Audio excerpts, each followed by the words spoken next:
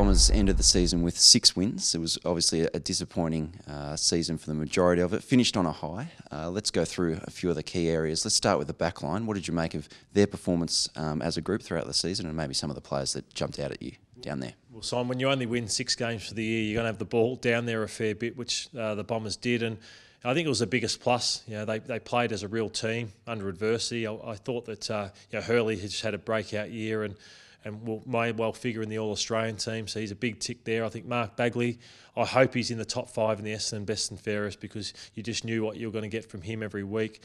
Cale Hooker just goes from strength to strength, whether it be back or forward. And then you got Michael Hibberd with his run-off half-back.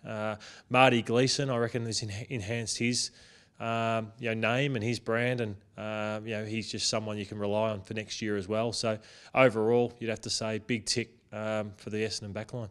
There's a few injuries across the midfield. Did that sort of help maybe fast-track the development of Zach Merritt, of course, before he got injured, but Nick O'Brien spent more time in there, and even in the last game, Kyle Langford was in the middle. How do you assess the work of the midfield? Yeah, with injuries, it gives opportunity, but if you want to be real blunt and real about the Essendon midfield, it probably doesn't bat deep enough. It's something that has to be addressed. I think that obviously those players that didn't have great years, would like to improve, whether it be injury or form. But on the positive, I thought Brent Stanton finished the year with class, and just shows what a great servant he's been for the footy club. I thought that you said O'Brien had some breakout games. I thought Heppel, through adversity and being tagged every week, just had a pretty solid year again. I think Goddard tried his heart out, but I think the lack of leg speed and sometimes the skill level, decision making, that needs to be improved over the off season. Goal kicking was probably a bit of an issue, well, not so much goal kicking, but just generating those bigger scores throughout the season. Was that the fault of the 6 forwards, or was that sort of further up the field? I think the ball movement early in the year was an issue, as well as the goal kicking. So I think that was something that I think the Hurdy and Matty Egan, all the coaches addressed probably about round 6 or 7, that the boys were going backwards and sideways too often. They had to go forward and attack, and that would help the forward lines just to get the ball in there a little bit quicker. Obviously, there was some games lost and some confidence lost with some opportunities missed by, whether it be Jake Carlisle, Joey Danaher, missed some golden opportunities which hurt the side. So I think that just comes with confidence. So it was a bit of a mixture between the ball movement and goal kicking, but all things that can be addressed over the off-season quite easily. Joe Danaher and Cale Hooker, the key forwards to take Essendon forward? Yeah, I think so. Cale Hooker, you've probably got the best key defender in the game, so it's a tough one when you're having to play him forward when he could be more suited to defence. But I think with the list as it is right now, unless someone gets bought in, Cale has to stay forward with Joey Danaher. But in saying that, Joey's got a fair bit of work still to do. And it was good to see him, kick 35 goals, but probably just tailed off as the season went on.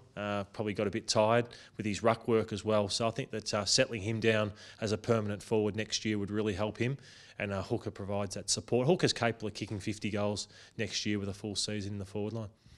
Who were your sort of standout performers just across the year? First half of the year, I loved what Collier did. We soon forget him with how long he's been out for, but his line-breaking play was fantastic. I think Zach Merritt, for arguably one of the best young players in the game, with his performance in the first half of the year.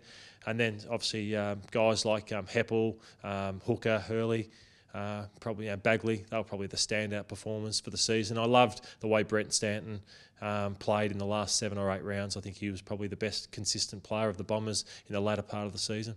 When the new coach is appointed, what's the number one area he needs to address? Well, I think that I think it's a good question. I think there's a fair bit when you only win 6 games to put your finger on one thing. But I think number one, it's identifying a game plan that suits this playing group, and then it's working them pretty hard with their fitness to be able to hit the targets, make the right decisions, and build the confidence of the group, because it's been such a tough 3 years that I think that the new coach coming in just needs to get the boys together, united as one, and a lot like Luke Beveridge has done, get some early season wins and build from there.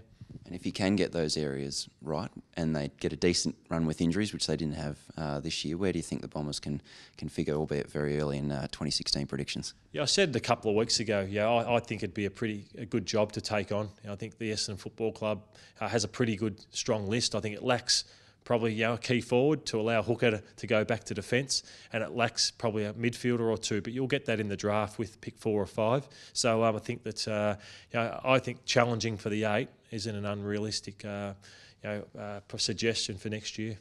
Lloydie, we've really appreciated your analysis throughout the season. Thank you so much for your insights. We really do thank you. I've really enjoyed it. Thanks, Simon.